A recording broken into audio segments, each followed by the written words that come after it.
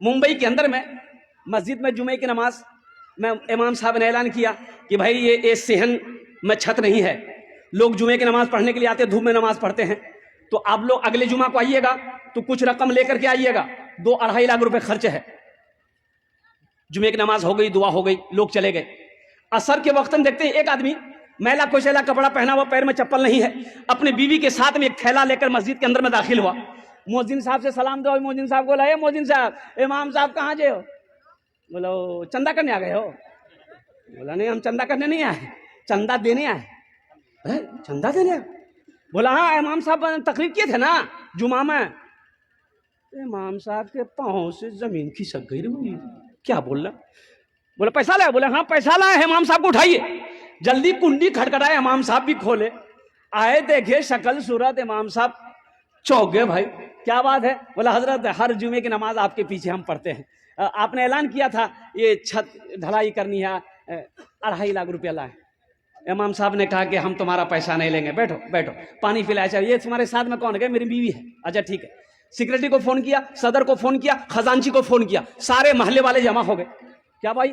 بولا دیکھیے حضرت یہ کیا کیا یہ بول رہا ہے، کہاں سے پیسہ لایا، کون ہے کیا نہیں، نام پوچھا، بولا کہ نام میرا عبداللہ حضرت۔ بولے تم کام کیا کرتے ہو؟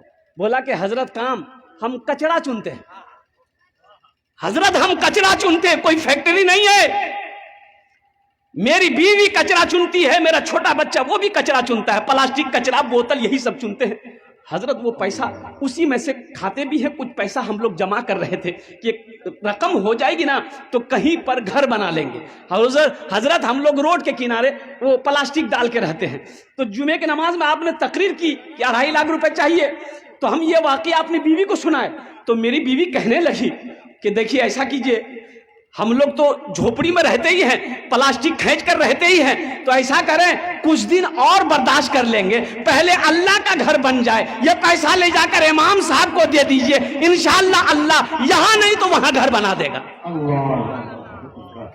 مسلمانوں، امام صاحب کی آنکھوں سے آنسو جاری ہو گیا، اور محلے والے کھڑے ہوئے، بڑے بڑے پیسے والے زمیندار کروڑ پتی لوگ تھے، بولے تو شرم کی بات ہے، چندہ کیا، آپس میں چندہ کیا، تم کتنا دو گے؟ بولا 25 لاکھ، 25,000، آپ کتنا دو گے؟ 50,000، وہ کتنا دے گا؟ 10,000، چندہ ہوا 5 لاکھ روپے چندہ ہوا، 5 لاکھ روپے چندہ ہوا۔ چندہ کو امام صاحب نے اپنے پاس رکھا، ان سے پوچھا کہ بھائی ایسا کرو تمہارے پاس کتنا؟ بولا حضرت 2.5 لاکھ۔ بولا لے آؤ، 2.5 لاکھ روپے تم مسجد میں دینا چاہتے ہو؟ بولا حضرت یہی نیت کر کے آئے، قبول کر لی۔ بولا ٹھیک ہے، تمہارے پیسے کو میں نے قبول کر لیا، اب یہ 5 لاکھ روپے جو ہے امام صاحب نے اس کے ہاتھوں میں دیا کہ یہ پیسہ کو تم قبول کر لو، اپنا گھر بنا دو۔ وہ غریب کی آنکھوں سے آنسو جاری ہو گیا۔ لوگوں نے سمجھایا کہ روتے کیوں ہو؟ انہوں نے کہا کہ حضرت روتا اس لیے ہوں کہ میں آپ ہی لوگوں کی زبان سے تقریر میں سنتا تھا کہ اللہ 1 کا بدلہ 10 دیتا ہے، حضرت سنتا تھا، آج نظروں سے دیکھا کہ میں نے 2.5 لاکھ اللہ کے راستے میں خرچ کیا، اللہ نے ساتھ ہی ساتھ 5 لاکھ روپے عطا فرمائے، 5 لاکھ عطا فرمایا۔